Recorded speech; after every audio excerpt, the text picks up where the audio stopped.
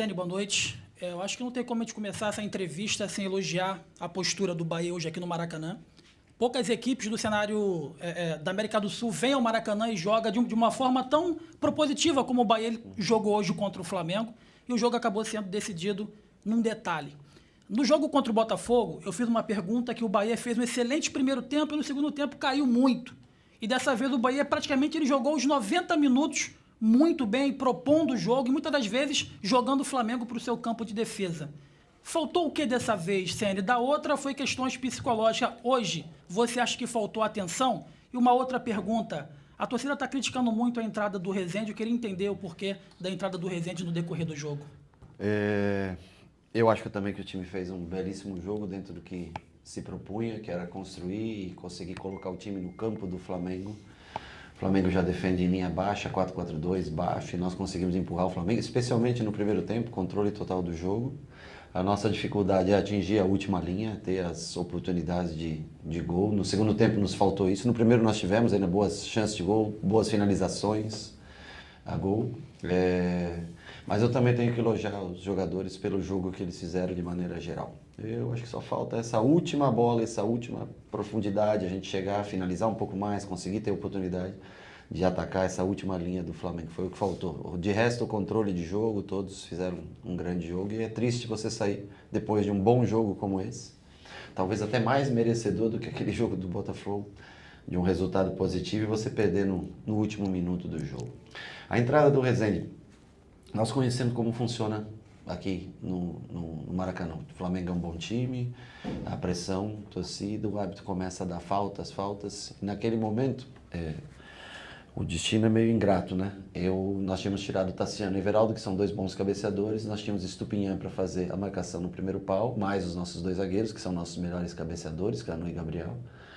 E o Rezende entra nos últimos minutos porque, para defender, eu comentei com o Charles, né? Para defender essa bola, eu disse, eles vão arrumar faltas, que eu acho que nem foi falta no lance que originou o gol. O Bandeira, ele se emociona muito, né? E não sei, às vezes vontade de chacoalhar a bandeira, alguma coisa. E ele dá a falta, que não, em minha opinião não foi não existiu falta na jogada. Então, sabendo disso, nós tentamos aumentar a altura do time.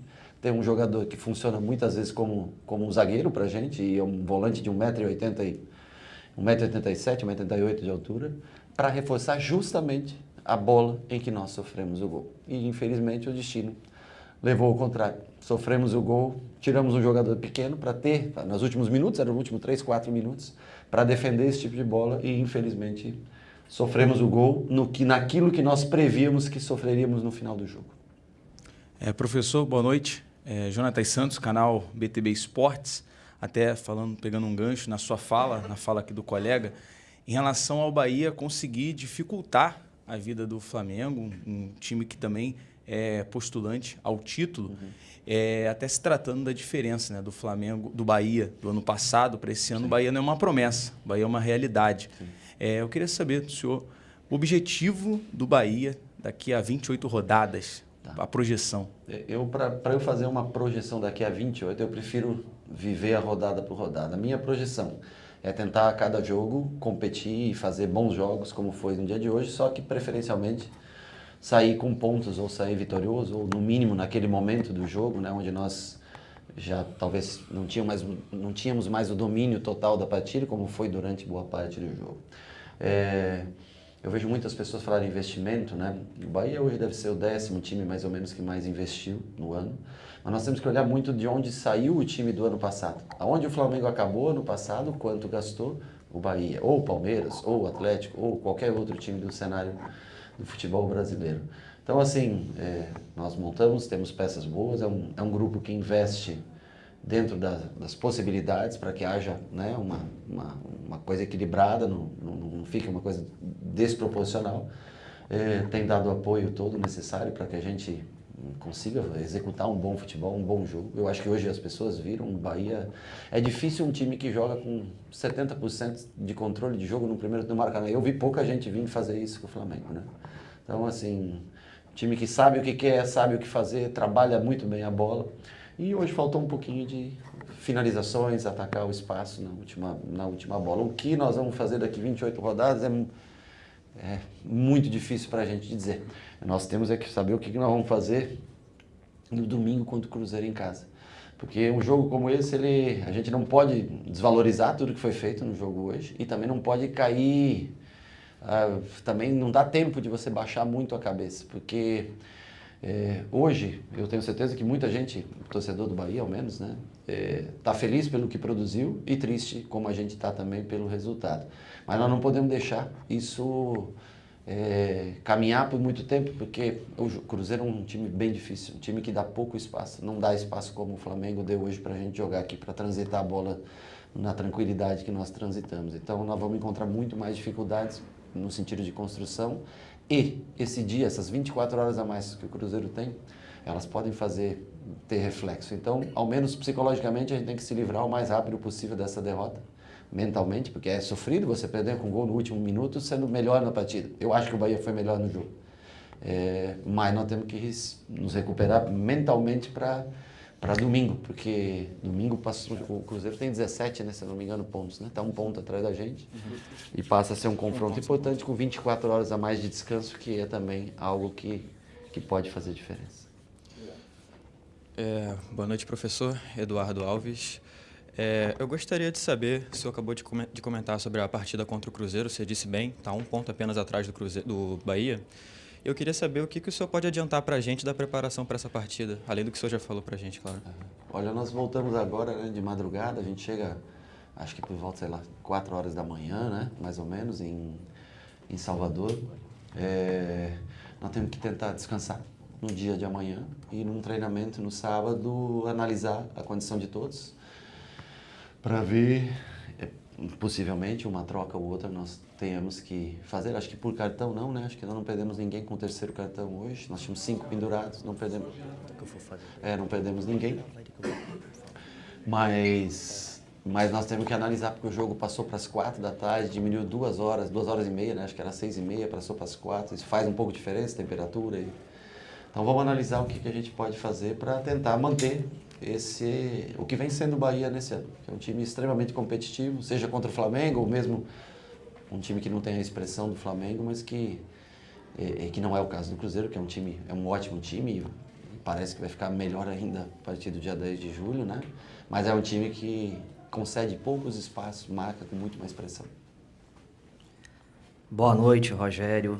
Marcos Eduardo, do canal Gato Mestre. Primeiramente, queria te parabenizar. O Bahia fez um ótimo jogo aqui no Maracanã. Para se manter lá em cima da tabela, o Bahia está de olho em reforço, você está de olho no mercado? O que eu vou te responder? O Cadu acho que pode responder melhor do que eu. Eu acho que a gente sempre está de olho, mas existe as possibilidades do clube. As pessoas acham que você tem um grupo por trás e que você vai trazer quem você quer, na hora que você quer, e o mercado não funciona dessa maneira. Mas a gente sempre tenta observar. O nosso elenco é um elenco relativamente enxuto. Hoje todo o nosso elenco praticamente estava aqui. Mas nós temos que tentar focar no que nós temos. Até o dia 10 de julho, primeiro, nada muda, né? Então nós temos muitos jogos até o dia 10 de julho e nós temos que, dentro das peças que nós temos, encontrar sempre informações boas.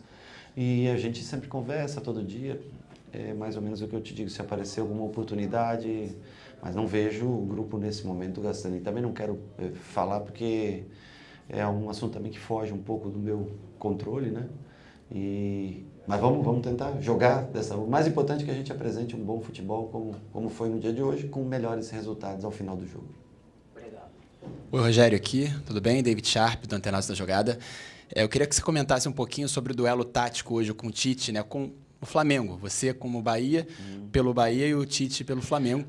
Porque, vou aqui deixar bem claro, porque o Tite falou agora sobre isso, né, a posse de bola, que incrível que o Bahia do Rogério teve de 70% no primeiro tempo. Ele foi perguntado sobre isso e disse: sim, jogamos com 2 pontas agudos e aí deixamos realmente a bola com eles, mas criaram pouco, a gente criou tanto quanto, então fomos tão perigosos quanto. Você disse que o Bahia foi melhor, mas assim, a questão da posse de bola, de 70%, dessa maneira do seu Bahia jogar, isso já era uma coisa sua, já era assim, desde outros trabalhos seus ou você... Porque na transmissão, numa rádio, falaram isso. Acho que o Rogério se inspirou naquele Fluminense do Fernando Diniz de 2022, 2023. Tem isso ou não tem? Não, nós não jogamos um jogo um pouco diferente do Fluminense. O Diniz é um treinador que eu gosto muito, tenho um respeito muito grande. Pelo Tite também, eu acho que ele está correto na análise de oportunidades. Foi muito parecido realmente, né? Apesar do maior controle que nós tivemos. E com ponta, sem ponta, como queiram. Na verdade, não foi o Flamengo que nos deixou com a bola. Eles não conseguiram pegar a bola mesmo, essa é a realidade, né? Então o controle foi total do nosso jogo. Mas concordo que em número de chances foi um jogo muito parecido, acho que a análise dele nesse sentido é precisa. E eu fico feliz de vir com o Bahia no Maracanã, porque eu nunca tinha visto um time acho que vinha ter controle sobre o Flamengo como foi o Bahia hoje. Então é sinal que nós estamos num caminho correto, mas precisamos ter mais oportunidade de gol, né? Que seja compatível o número de controle, o controle de jogo seja compatível com o número de oportunidades. Nesse sentido, sim, foi um jogo muito parecido em oportunidades de gol. Eu acho que tanto o Flamengo quanto o Bahia tiveram mais ou menos o mesmo nível de oportunidade, o que eu acho que já é um crescimento para um time que acabou a um ponto da zona de rebaixamento, ficando acima da zona de rebaixamento no ano passado. Boa noite, Rogério. Alguns jogadores já fizeram gols de fora da área, Everaldo, Jean Lucas, o Caio Alexandre, e no jogo do Criciúma, você falou que não precisava daquele chute desesperado. Acho que o Cuesta dá um, tem um outro hoje também tivemos do dois Iago. no segundo tempo. Exato, eu ia falar disso, da questão de alguns atletas, porque não, ser, digamos que determinados, certos atletas, arriscarem mais, que tem essa potência, como o próprio Jean, como o próprio Everaldo, às vezes, que eu acho que muitas vezes falta isso, de quando não consegue penetrar na defesa do adversário, você concorda que falta arriscar mais de fora da área? Eu acho que hoje assim, não surgiram tantas oportunidades. Eu acho que em outras circunstâncias, sim. Hoje nós tivemos um chute do Jean Lucas, por exemplo, que o goleiro pega tranquilo no meio do gol. Fraco. Teve um outro chute, acho que o Everton bate uma também, né, de fora da área, então nós tivemos alguma outra lesão. A verdade é que nós, pelo volume de jogo que nós apresentamos, nós finalizamos pouco. Essa é a grande verdade. E é uma dificuldade que a gente encontra. O Flamengo também baixou muitas linhas, né? O Flamengo jogou com a defesa em cima da linha da grande área. É mais difícil de você ter oportunidades claras. Mas talvez faltou um pouco. Se tem uma coisa que nós podemos dizer que faltou um pouco, foi um pouco de inspiração nesse último terço do campo. Porque de resto foi da maneira como nós planejamos o jogo.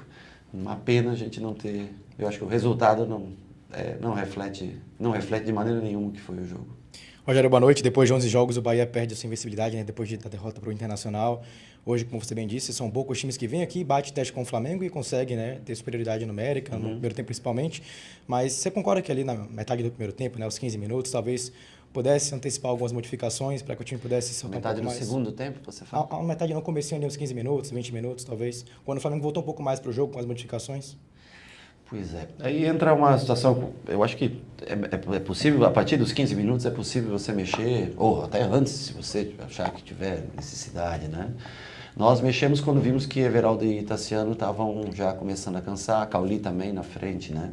O problema é que o Flamengo hoje jogava com 2 zagueiros, mais Léo Ortiz no meio, que é um terceiro zagueiro. Entrando o Bruno Henrique no segundo tempo, mais um bom cabeceador. Pedro com 1,88 m, mais um bom cabeceador. E nós poderíamos até ter colocado velocidade, talvez era isso que você, né, falei, pelos lados e, né, o Pepena no meio, eu acho que, não sei, o Everton foi até o momento que ele estava bem, eu acho que jogou. O Jean Lucas é uma peça fundamental para nós, o Caio para a distribuição de jogo, então eu não via a possibilidade de colocar o Depena naquele momento do jogo. Mas se você põe 2 caras rápidos para ter, como nós colocamos mesmo, Ademir e Biel um pouco mais tarde, você se expõe muito na bola aérea. Porque eles têm, no mínimo, 4 grandes cabeceadores. Você vai ficar só com 2 zagueiros e tira os teus 2 homens de referência na bola aérea defensiva. Então, às vezes, as trocas, elas não são pela situação de jogo, mas você tem que pensar no todo. É a mesma coisa, a entrada do Rezende não é pensando em construir mais, menos, é muito se preocupando com o que o jogo está mostrando que vai acontecer. Ou seja, que o bandeirinha vai chacoalhar a bandeira no momento de emoção, que vai ter uma bola parada, porque o Flamengo, no final do jogo, se você não tiver definido o jogo contra eles, eles vão te empurrar para trás no final do jogo, que vem a torcida, o time é um time de boa qualidade técnica individual, então eles vão te empurrar para trás. Mas a altura do time, esse quarteto de meio campo para jogar, você tem que ter, eles não são bons cabeceadores, né? São tudo menos bons cabeceadores. E você tem que ter um equilíbrio no time. Então, as trocas, às vezes é difícil você escolher uma troca no momento que você imagina, porque você também tem que pensar na bola aérea, que Everaldo e Tassiano compensam muito um meio de campo baixo, que tem muito talento, mas sofre um pouco no jogo aéreo. Me permita, Rogério, sempre que a assessoria passa para a gente de como acontece os treinamentos, fala de aprimorar bolas defensivas e jogadas paradas com o Nelson, aqueles treinos. E ultimamente eu acho que é o terceiro gol com o Charles, com o Nelson também. Com o Charles, né? Bola defensiva, pronto. A questão dessa bola parada, tipo, a do Hulk é uma falta frontal, é diferente, mas os últimos jogos em que o Bahia acaba sofrendo, volta a sofrer com bola parada, eu queria que você falasse a respeito disso. Bom, sobre o gol do último jogo contra o Criciúma, vou ser honesto com você, da maneira como foi batida a barreira não tinha que saltar, é uma coisa natural, não tem como um jogador naquela velocidade botar por cima. Aconteceu, já foi, e hoje é uma situação totalmente distinta, né?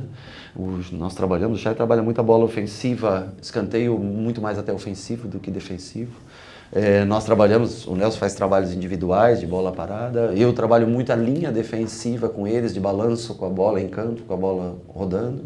Eu acho que todo mundo tem suas funções para fazer aqui, e essa mesma bola parada já deu muito resultado. Se você lembrar do jogo contra o Criciúma, o gol do empate sai de uma bola parada, numa jogada ensaiada de bola parada, bola para o Caio para trás, a combinação, né?